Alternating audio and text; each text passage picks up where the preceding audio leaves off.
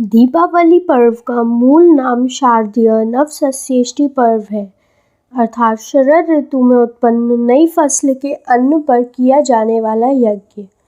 इस अवसर पर खरीफ की फसल का अन्न घर में आता है तथा रबी की फसल की बुवाई प्रारंभ होती है। भारतीय वैदिक संस्कृति में भोजन ग्रहण करने से पहले उसे देवताओं को अर्पित करने की परंपरा रही है। क्योंकि इस संसार में मुफ्त कुछ भी नहीं है, यहाँ पर सब कुछ खरीदना पड़ता है और जिसका मूल्य हमने आज नहीं दिया तो उसका कल देना पड़ेगा।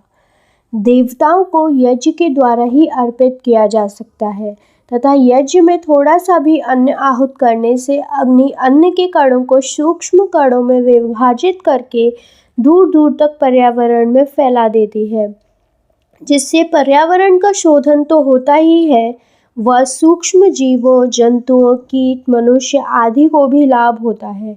और फिर अगले दिन अन्नकूट का विधान निश्चित ही इसलिए होता होगा कि देवताओं को अर्पित करने के बाद स्वयं ग्रहण करें।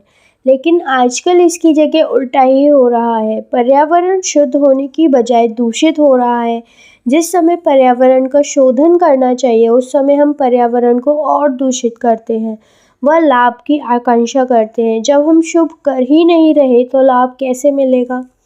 दीपावली पर हम दीवारों पर शुभ लाभ लिखते हैं, उसका अर्थ भी नहीं जानते, ना उसका अर्थ हम अपने जीवन में उतारते हैं, बस सिर्फ लिख देते हैं। उसका सीधा सा अर्थ होता है कि शुभ कर्म करने पर हमें लाभ प्राप्त होगा, व अशुभ कर्म करने पर हानि होगी।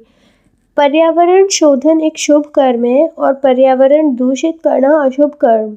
और क्योंकि आज संपूर्ण देश में अशुभ कर्म ज़्यादा बढ़ गए हैं, इसलिए आज लाभ की जगह हानि ज़्यादा हो रही है।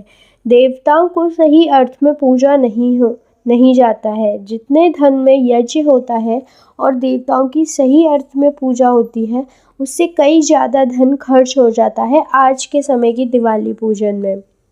देवता भी गलत अर्थ में पूजे जाते हैं। धन की हानि, समय की हानि तो होती ही है, देवताओं की पूजा न करने से मिलने वाली हानि भी होती है।